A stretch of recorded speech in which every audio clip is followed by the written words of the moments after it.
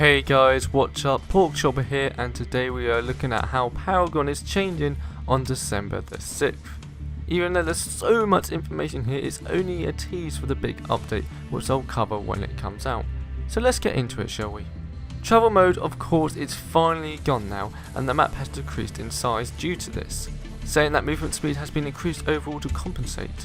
They say they want people to get around the map without travel mode, ensuring we all have one unified speed. It's meant to feel a lot easier to understand once mastered. But you knew that already, right? So let's get into the more juicy details. Damage, armor, health and mana have got massive overhauls with this update. Let's start with damage and armor. Primary attacks now deal basic damage and abilities deal, well, ability damage. This helps scale heroes more differently. This also means there is no more physical or energy damage or armor. Yep, you heard that right.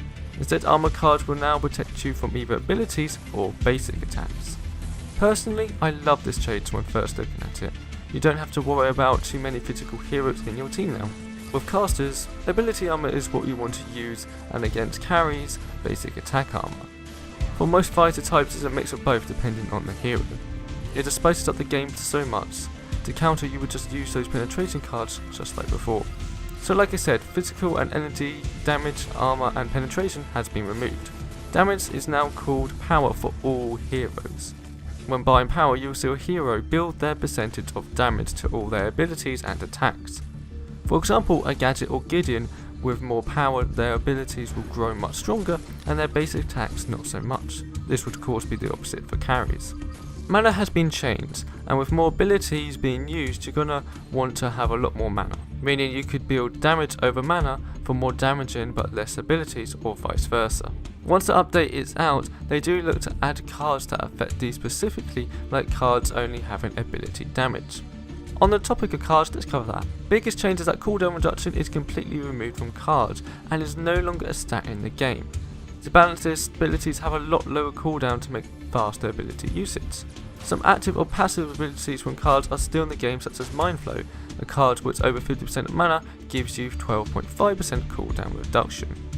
Examples they have given of cooldown time has been reduced is Gadget Stick Bomb from 15 in Legacy to 8 seconds. Rampage's also has been dropped down to 40 seconds at level 3, which is insane if it acts the same way as it did before. You're probably wondering, with Harvester Keys and cooldown reduction not there anymore, even with power replacing energy and physical, surely a lot of cards can be changed, right? Well, apparently around 100 cards at this moment in time, subject to change, have been changed in some way. I hope not many, if any, cards get removed from this game due to this gigantic update. Talking about heroes, according to Epic, every hero in this game is game rebalanced. Will Dreamlast actually be usable again? Their goal is to get quicker kill times and general faster speed on the map. They give us a few glimpses to what will be tweaked when they show us the whole patch notes. Their goal for this is to have quicker kill times and faster speed on the map. They give us a few glimpses to what will be tweaked when they show us the whole patch notes. Range for most abilities like gadgets or Gideon's non-trade attacks have been reduced. Activation animations have been sped up as well, making again quicker fast-paced combat. Greystone is the hero they showed a few changes to. His Reforged ability when he comes back to life now doesn't knock up or stun nearby enemies.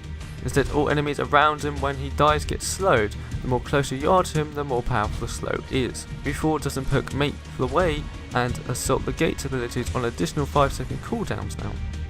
The ability cooldown has been reduced by quite some amount, 120 seconds to 80 at level 3. Of course, all changes may be tweaked from now until December the 6th. Since Paragon has been available, we have put heroes into 3 main categories: casters, rangers and fighters for the most case, especially when it comes to scaling. Now Epic Games have changed it up, putting more detail into each hero, making us see them as they do. Gideon was another example for this. His traits are Burst, Assassin, Elusive and Sieger, which do fit in rather well. Traits will be given to all heroes now. They also will be given in order of how relevant Epic feels they are to the character. The last change I am going to cover today is Shadow Pads and Wards. Wards have been changed.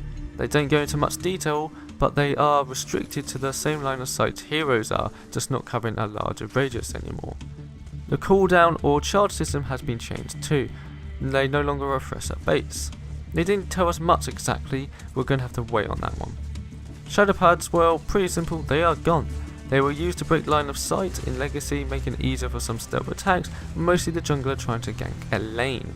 Instead they have added something even more terrifying, especially for those unmobile Sparrow players, fog walls, as you can see on screen right now. It's a wall neither side can see through to enter the jungle. We don't know where these will be placed exactly, but I'm sure it will create a lot more threat and caution. That's pretty much it from what they covered in today's post, teasing us on all the massive changes happening. It's basically a new game for most part, and I can't wait for it. I'll be making these update videos as Monolith creeps closer on December the 6th. See you next time.